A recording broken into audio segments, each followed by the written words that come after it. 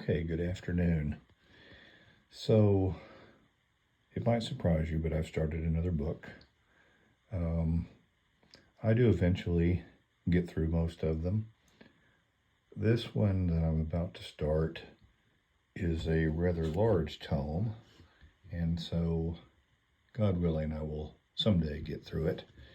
But it seems to be more of an anthology than necessarily just a book to read from cover to cover. It's called The Pharisees, and it is edited by Joseph Sievers and Amy Jill Levine. I suspect Mr. Sievers is actually Dr. Sievers, and I know that Amy Jill is definitely Dr. Levine. She and I have corresponded to some degree over some early first century information. If you ever get a chance to listen to her on YouTube, I highly recommend her. She is a wonderful speaker and does her absolute best to put forth a interfaith spin on Jewish-Christian relations. So, the Pharisees, I remember I ran across something I had written years ago, and I think there were 4 do nots, and they were about interacting with a Jew, and one of them was not to use the word Pharisee as a pejorative, and I think that's still important. So if you have any Jewish friends, if you're going to do any interfaith, if you're going to interact or just to ask questions of one another, I would leave the dictionary synonym of Pharisee and hypocrite definitely out of the conversation. My hope in reading the book is to clarify in my own mind who these, what appear to be precursors to rabbinic Judaism, were really all about, and hopefully also to shed some light on the fact that maybe they weren't the hypocrites they're claimed to be. So moving on, first I did want to mention that the Perushim, which is where they think the word Pharisees came from, is actually defined as those who are separated, and specifically those who are separated from self-indulgence and practice self-restraint. So certainly nothing evil or hypocritical there. The Gospel of Matthew does talk about the Pharisees in 2 places, at least, but in both of these, it seems to be in a good light. For example, Jesus tells his followers that lest your righteousness be greater than the righteousness of the scribes and Pharisees, you will by no means enter the kingdom of heaven. Matthew 5:20.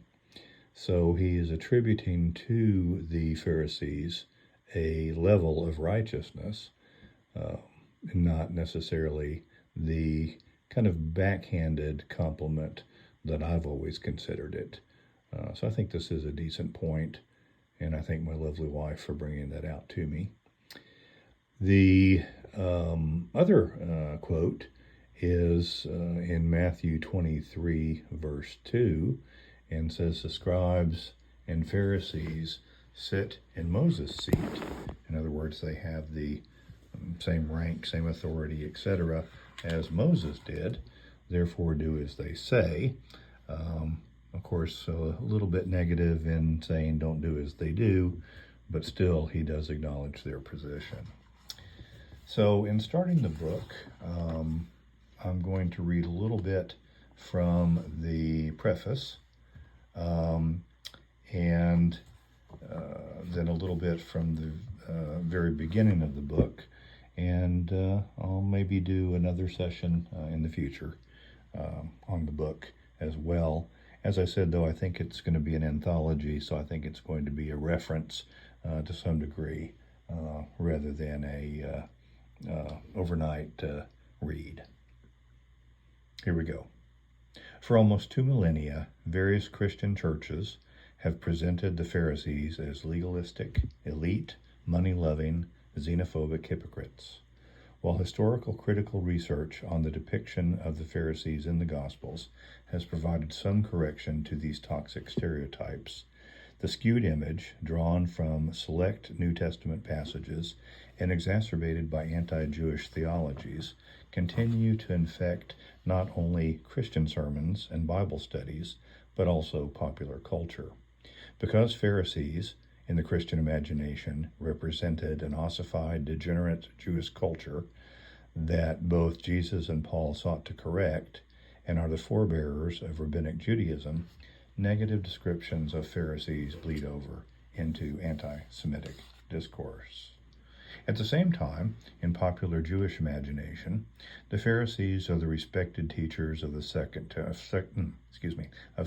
Temple Judaism, the ones who extended the holiness of the temple beyond the priests to the people, the ones who insisted on free will along with divine care, the ones who, because of their openness to innovation and concern for the Jewish people as a whole, helped the tradition survive the destruction of the temple in 70 of the Common Era and came to develop Rabbinic Judaism. These antithetical understandings are caused in part by the separation of academic work from the synagogue and the church. What is learned in the academic classroom does not always filter down to the seminary or to the congregation. In part, they are prompted by specialization. Scholars of the Gospels, or of Paul and Acts, of Rabbinical Judaism, Josephus, the Dead Sea Scrolls, Hellenistic Jewish literature, of late Second Temple archaeology of Judea and Galilee, and of other cognate disciplines, do not have sufficient conversations with each other. Nor do scholars of reception history necessarily have a firm grounding in the primary sources. Only a volume that brings together people with various academic specializations can appropriately challenge assumptions, fill in gaps, make the necessary connections, and yield more trustworthy results. When that volume also takes into consideration religious sensibilities and contributions of popular culture, from the role of Scripture in the church to the presentation of the Pharisees in catechesis and homiletics, from Rabbinical Judaism's understanding of its own origin to the latter quest by Jews as well as Christians to correct the negative stereotype, from art history to movies to passion plays, it advances not only academic study, but also corrects harmful prejudice. The editors go on to talk about a conference and kind of who was invited to the conference, why the conference happened, etc. Pope Francis was actually part of the conference as well. And so they speak a little bit about some other opinions and other studies. One I did want to read, though, was the following. Vered Nome, and I'm sorry I probably mispronounced that, demonstrates not only how the Qumran scroll, popularly designated 4Q MMT, can be used to determine Pharisaic halakha, but also how the Pharisees can be understood. Her careful study of how the scrolls and the rabbis approach questions of sacrificial offerings, the red heifer, the sanctity of Jerusalem and the temple, purity laws, priestly gifts, and the incest prohibition reveals that the Pharisees were less the conservative preservers of the status quo and more countercultural teachers and creative innovators who offered popular, lenient alternative teachings to the stringency promoted by the priests in the temple and the covenanters at Qumran. Her conclusion consequently forces a reconsideration of both the Gospel's Pharisees, often seen in Christian circles to be the guardians of an ossified Judaism, and of Jesus, often seen to be the revolutionary.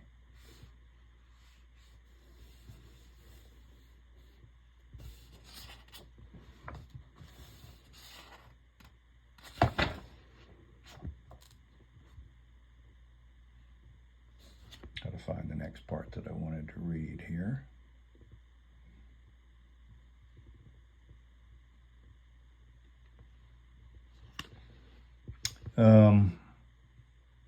Moving ahead to late antiquity and the early Middle Ages, Shay Cohen, he wrote a book that I have called From the Maccabees to the Mishnah. He's a first century scholar, taught at Harvard. Anyway, Dr. Cohen, continuing on, turns to rabbinic historiography to determine how the sages understood their connection to the Pharisees and why that connection is, in the early rabbinic literature, suppressed. Thus, his contribution is in part a companion to another author's essay.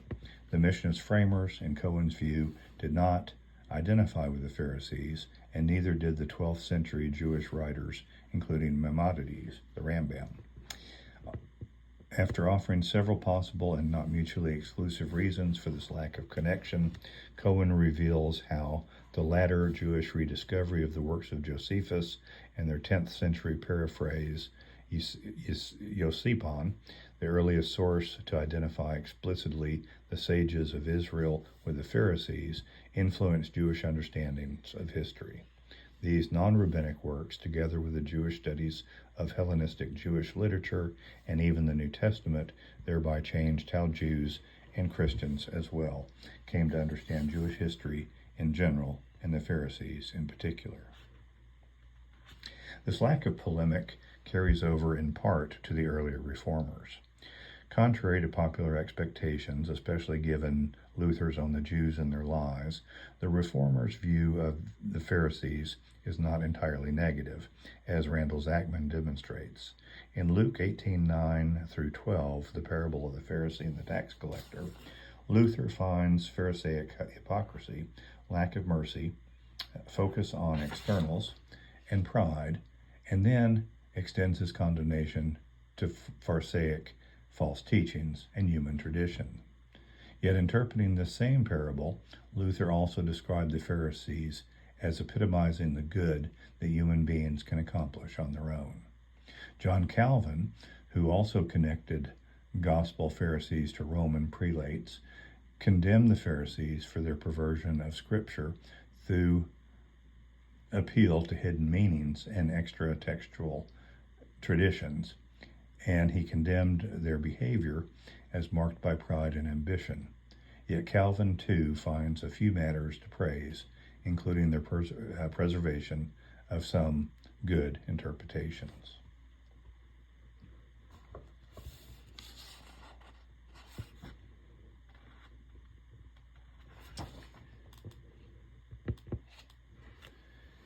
The final contribution is the talk Pope Francis provided for the conference attendees, reproduced in the book with his kind permission. He recognizes that Pharisee has become one of the most ancient and most damaging stereotypes. By contributing to a more accurate view of this religious group, an interdisciplinary study can also help to combat anti-Semitism. The Pope emphasizes how agreements on various teachings and positive interactions Jesus had with Pharisees are often overlooked. The command to love one's neighbor based on Leviticus 19:18 is cited as part of the Great Commandment, on which both Jesus and a scribe or Pharisee can agree. In his conclusion, Pope Francis states, "Love of neighbor then represents a significant indicator for recognizing affinities between Jesus and his Pharisee interlocutors. It certainly constitutes an important basis for any dialogue, especially among Jews and Christians, even today. But to love our neighbor better, we need to know them. And in order to know who they are, we often have to find ways to overcome ancient prejudices." Very well said. And then I want to start with the second paragraph in the first chapter, Interpreting the Name Pharisee by Craig E. Morrison. I hope I did point out that this is a compilation of articles simply edited by the two doctors that I mentioned earlier. So this is kind of to give us an idea of why the pejorative is so hurtful. Continuing, in the United States, there have recently been a number of political difficulties regarding what is called blackface. As a Canadian, I knew what blackface was, but I was mostly aware of how deeply offensive it is to African Americans, including the descendants of those escaped slaves who came from the United States to the region of Niagara Falls, where I grew up. Among these escapees arriving in Canada was Josiah Henson, upon whose life Harriet Beecher Stowe's classic Uncle Tom's Cabin is based. As a child, I remember seeing white performers in blackface on American TV programs. I now recognize through education, and in particular by listening to the voices of African Americans, that this blackface was a disgraceful caricature of an entire people, designed to ridicule the other. Some white performers, or students who dressed in blackface, may not have intended to be offensive or to ridicule African or African American people. They were unaware of the import of their actions. Others knew and did not care. The same kind of character happens to the Pharisees in biblical scholarship, and perhaps most often in preaching. Just like white people performing in blackface, sometimes Christians are unaware of the caricature that they sketch for this Jewish group. Even more pernicious, some scholarly linguistic commentary can be adduced regarding the etymology of the name Pharisee that lends a scent of objective analysis to this caricature. This article reviews the question of the meaning of the name Pharisee, presents some of the etymologies that appear in lexicons and other literature, and then traces the current trajectory of the field with suggestions for the future. So I'm going to stop there. I thank you for joining me. I hope this was interesting and somewhat helpful. And if you don't get anything else out of the deal, stop using Pharisee as a synonym for hypocrite, especially with your Jewish friends. Thanks. Have a great day.